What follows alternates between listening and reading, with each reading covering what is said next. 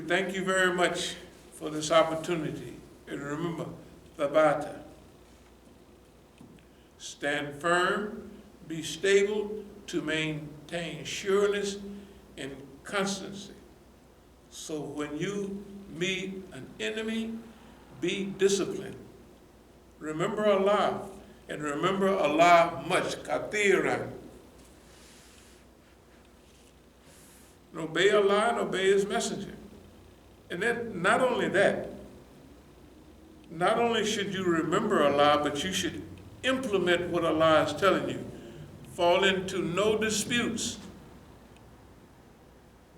So wahda, unity, is a call, but it's a function, it's a practice. Fall into no disputes, let your power go away. You're a goner. You ain't going nowhere if you got so this is a call. It's not a call, this is an order. Allah is saying this in the Quran. The Quran is a guidebook. You want to be guided right? Go into the guidebook. It gives you guidance under each and every and all human circumstances.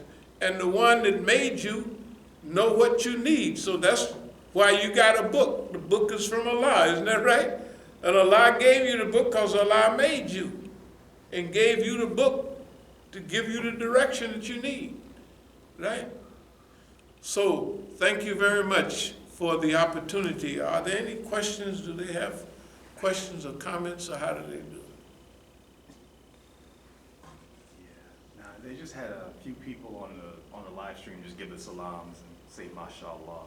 Okay. Yeah, I guess at some point he'll pivot. Okay, I think he's about to switch over.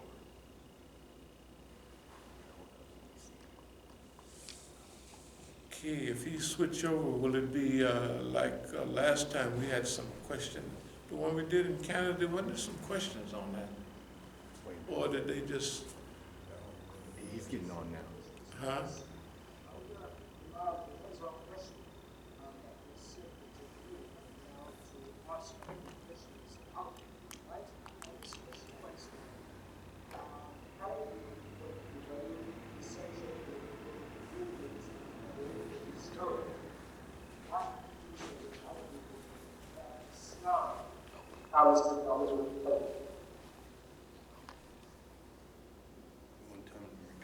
Yeah, ask him to repeat it.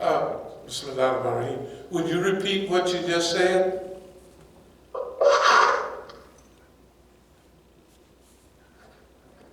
Would you repeat what you just said, please?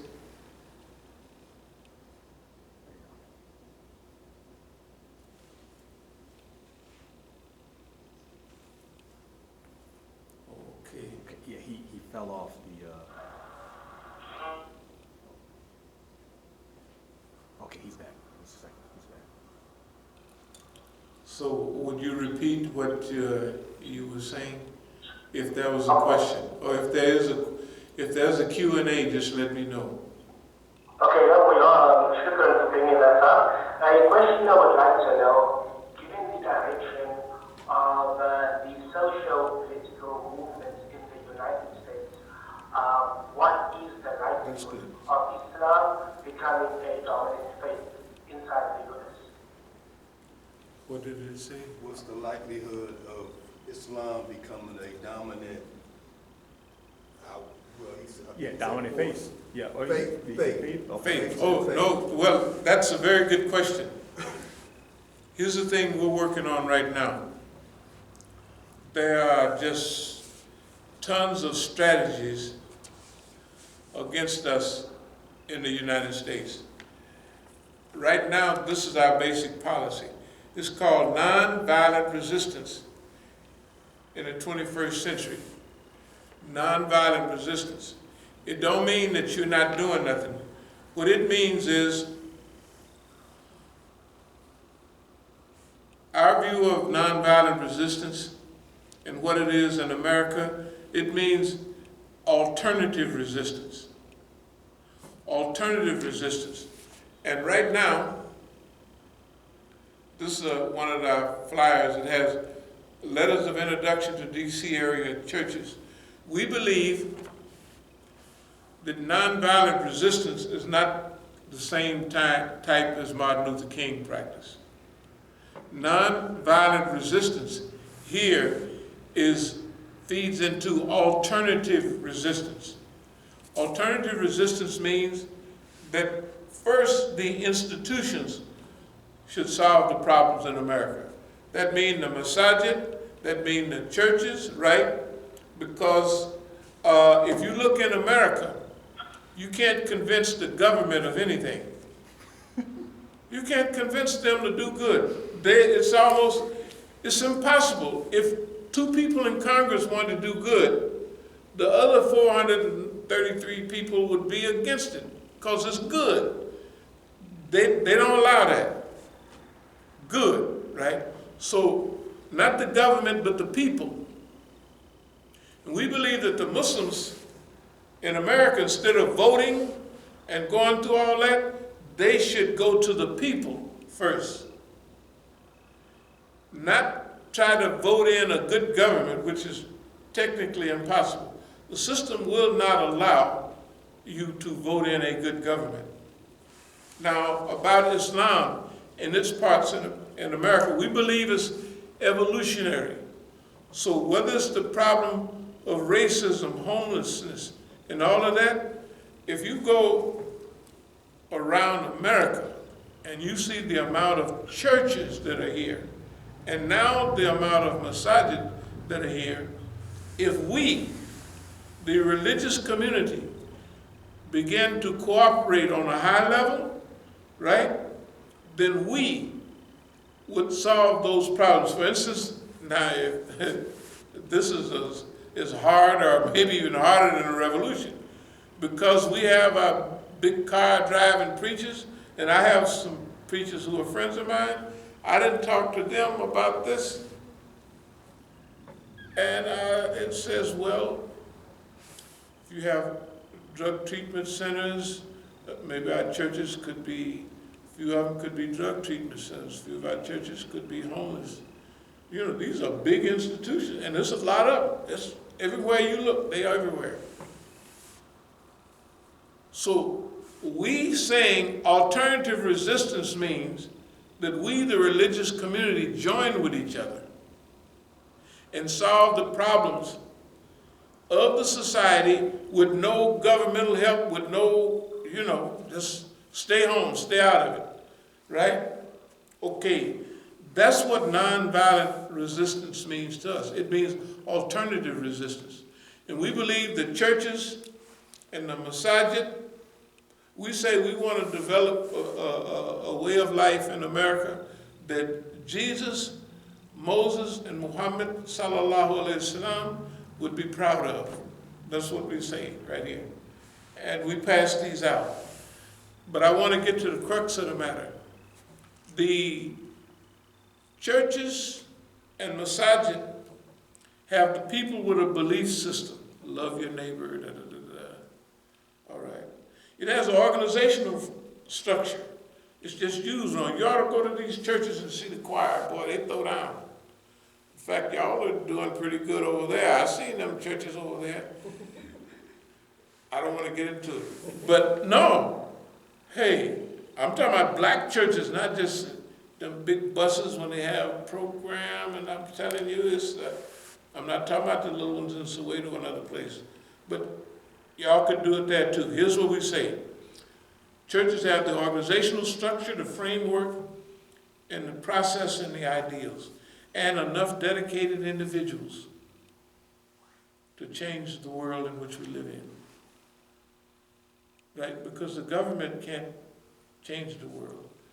Whether it's the climate, we say we want to be earth firsters, and we want to influence the direction of change. Now, what that means to us, if we practice the religion of Islam as is discussed here in the Quran and what have you, then it would influence huge numbers of people. Like already that's going on in America. But you know, they have so much, they tell so many lies on Islam that you can't cover them all. The way you cover them is through your behavior. See, when they lie about Islam and to black people, The black people know that they lying. Why? Because they got a brother or a cousin or uncle, used to be a dope dealer or used to be anything, an alcoholic, wouldn't take care of his kids or nothing. The guy became a Muslim, and now he ain't getting high, he ain't getting drunk, and he's taking care of his family. So the black people know we have janazas here, prayers. I'm telling you, funeral prayers and weddings is the best dawah that we have. Like the last one we had here, the people were saying, it sure is nice what y'all did for the brother, you know. That's what the relatives were saying. So, yeah, we believe Islam is already influential, but it's influential because people are challenging Islam, and they done scared the other Muslims. They haven't scared us. But guess what? وَمَكْرُوا وَمَكْرُ اللَّهُ اللَّهُ خَيْرُ الْمَاكِرِينَ. Their plan is to destroy Islam. But they're actually helping Islam. Just look a few years in the future. The minute that we flip the script, like I used to be good in history. In fact, in high school, I got an A over A in history, American history. When I became a Muslim, the first stage was Nation of Islam. All I did was turn over the history. I knew all the dates and the battles. I knew all of that. So I just turned it over. When it said America did this good, we said America did that bad. And we knew the whole history. That's what's happening with Islam. That's what they're doing now. They don't know that's what they're doing. Islam, you used to never even hear about Islam, hardly. You used to never hardly hear about it. Now you hear it every day, all the time. And so the minute we start functioning around the people and interacting and solving the people's problems with Islam, we're expecting an avalanche of Islam. So yes, I would say it's possible and it's likely, but the time only Allah knows. We can do our good deeds right now, they know, for the American people. When we say death to America, we don't mean our cousins and our uncles and our mothers and sisters and brothers. We mean this cruel, hateful system. I hope that answered some of your questions.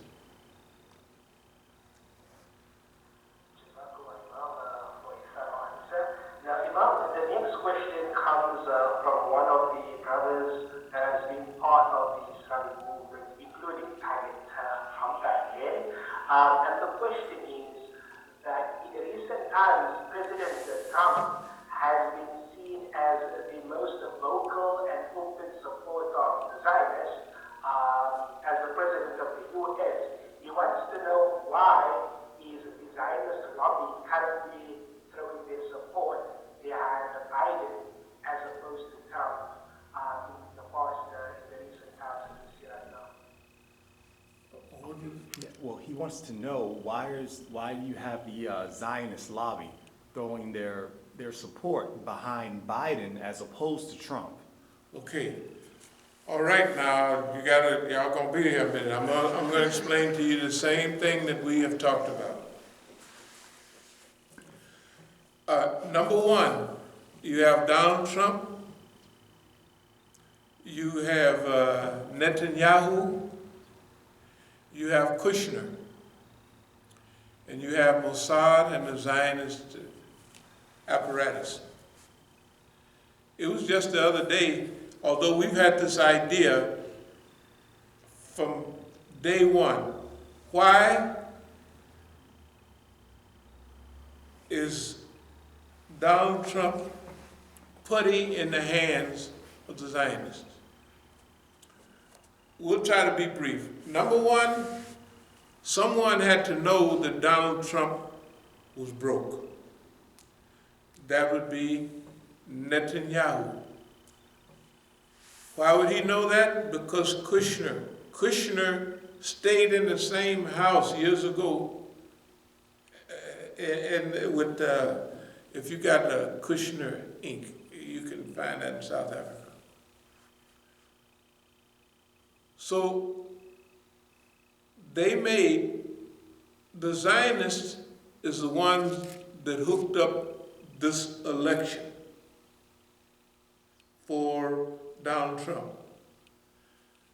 But be cautious about what you see on TV, and it'll be confusing. At the uprising they had downtown, they had people with shirts that said 6 million was not enough. Remember that? Right. That means Camp Auschwitz. yeah, Camp 6 million was not enough. Okay, that means that these were people who were totally anti-Jewish, right? Yeah. Anti-Zionist. You have down in Virginia, they was walking in a demonstration, candlelight thing, acting out Kristallnacht, 1938. Jews will not replace us. That's Hollywood. Okay, you have to bear with me a minute, because Hollywood,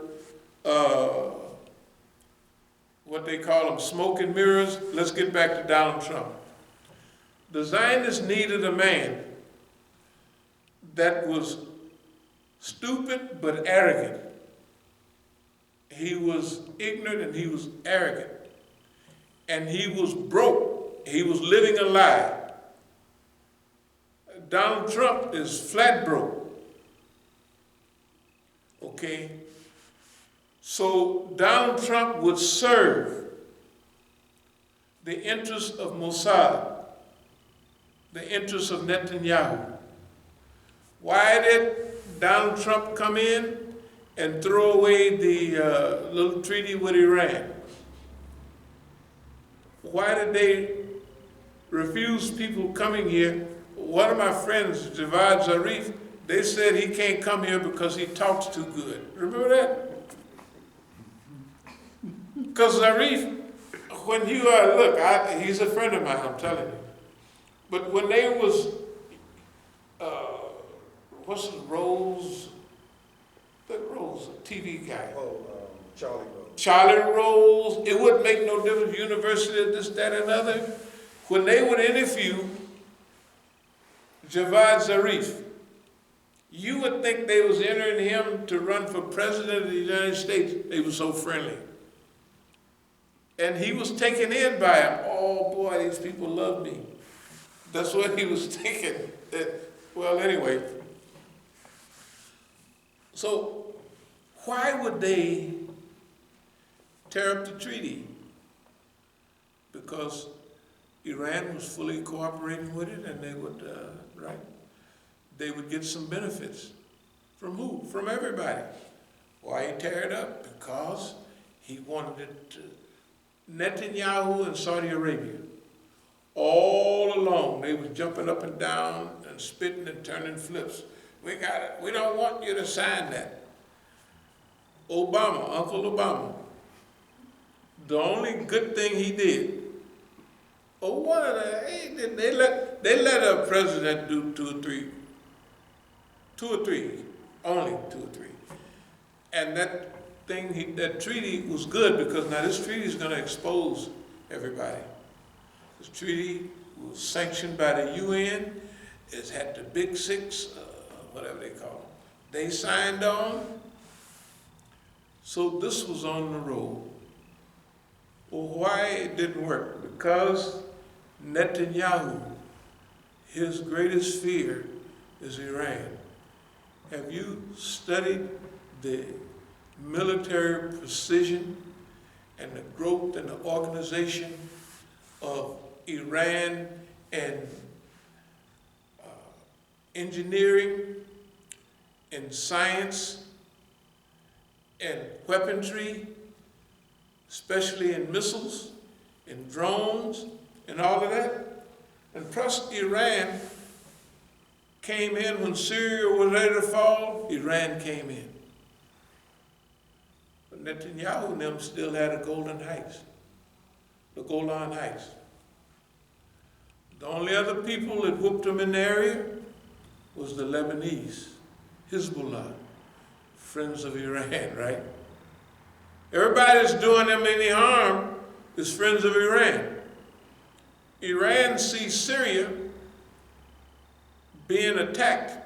And I want to tell you, in history, out of all the Arab countries during the Gulf War, the imposed war, 1980 to 1988, was Syria. That was the only one. So it was Iran's duty to secure it, to protect it, to do what it could. Back to Netanyahu. Netanyahu is the one that had instructed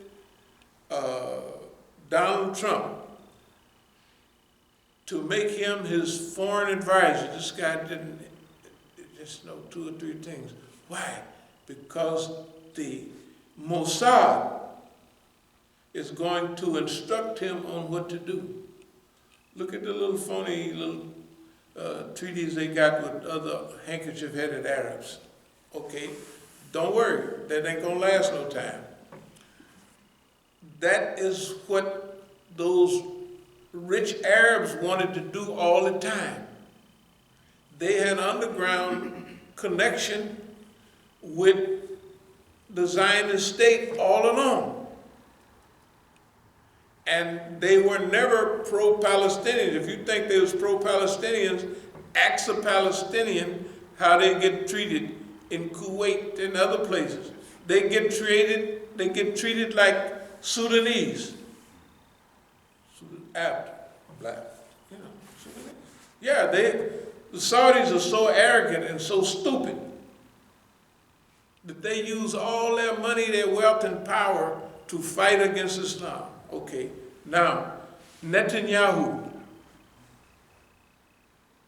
The confusion about, you watch the news, you would think Proud Boys, you would think 6 million is not enough. And you'll see anti-Zionists, and Don is saying, oh, they're nice people, or they're this, so you get confused. How are these people? Oh, well, here's the trick.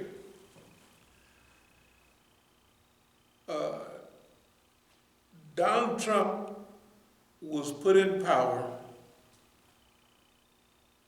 to destroy the Democratic Party, to destroy the Republican Party.